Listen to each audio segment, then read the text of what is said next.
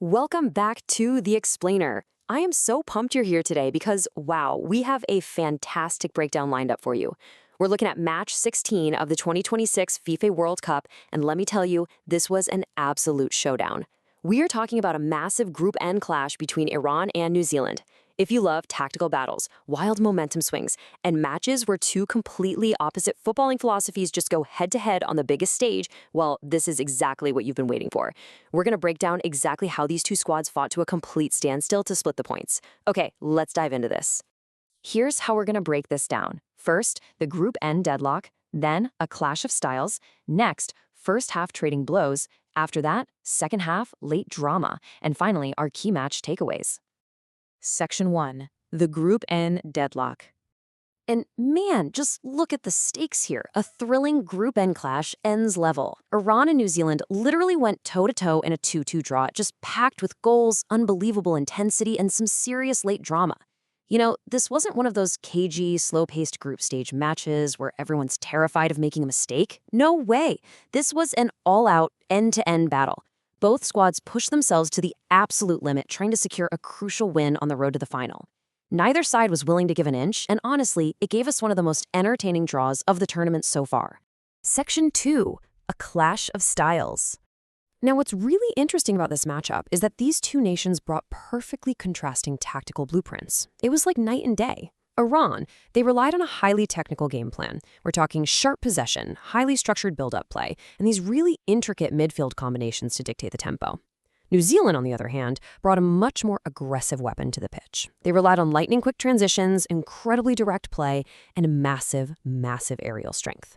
It was the classic matchup, right? Precise technicians against powerful athletes. And that specific clash of styles, it dictated literally every single minute of this match. Section 3. First half, trading blows. So the match kicked off at a super lively, electric pace with pure attacking intent from both sides right out of the gate. Initially, Iran took control. They imposed that structured buildup and moved the ball beautifully through the midfield. But, as the half wore on, New Zealand flat out refused to sit back. They started generating these dangerous wide deliveries and used set pieces to relentlessly test the Iranian defense. It created this huge momentum shift right before the whistle. Let's look at exactly how those goals actually played out. Boom! 1-0. Iran strikes first. And look, this was no accident. This goal was the direct result of that sharp possession we were just talking about. Iran put together a brilliant, perfectly worked move that just sliced right through New Zealand's defensive lines. It was an absolute masterclass in midfield combinations, capped off with a completely clinical finish to grab the early lead. They executed their tactical blueprint flawlessly, right down to the letter, to draw first blood.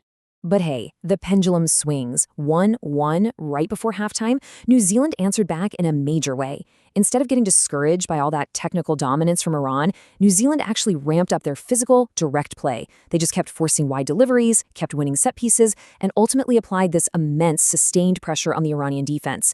And it culminated in a gritty, close-range finish that leveled the score and completely erased Iran's early advantage right as the teams headed to the locker room, perfectly balanced at the break. Section 4. Second half, late drama. Okay, so the intensity somehow ramped up even further in the second half. Early on, Iran once again regained possession, really pressing their technical advantage until they finally broke through once more. But as the match moved into its late stages, New Zealand absolutely refused to back down. They doubled down on their physical approach and essentially laid siege to the penalty area.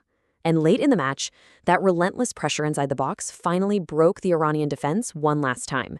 Both teams pushed wildly for a winner in those final frantic minutes, but neither could find that decisive breakthrough. Let's isolate those second half strikes, starting with Iran going up 2-1. Coming right out of the halftime break, Iran restored their possession-based game plan and just cranked up the attacking pressure in the final third.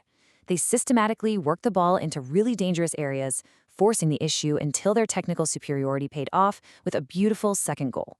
They reestablished their lead, and man, for a moment there, it really looked like their orchestrated passing networks were going to win the day.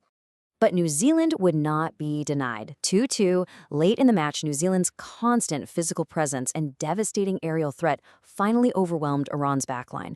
They capitalized on absolute chaos and immense pressure right inside the penalty box to hammer home a fully deserved late equalizer. It was a massive testament to their direct play and resilience. I mean, they took Iran's absolute best tactical punches and just brawled their way right back into the match to level it up.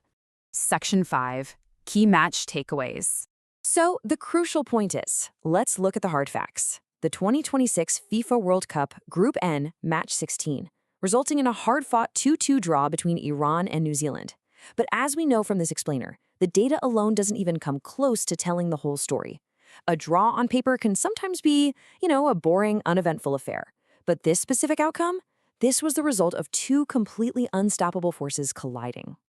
It was a perfectly balanced contest simply because neither style could completely neutralize the other. Iran's attack created consistent, genuine danger, totally dictating the tempo for really long stretches.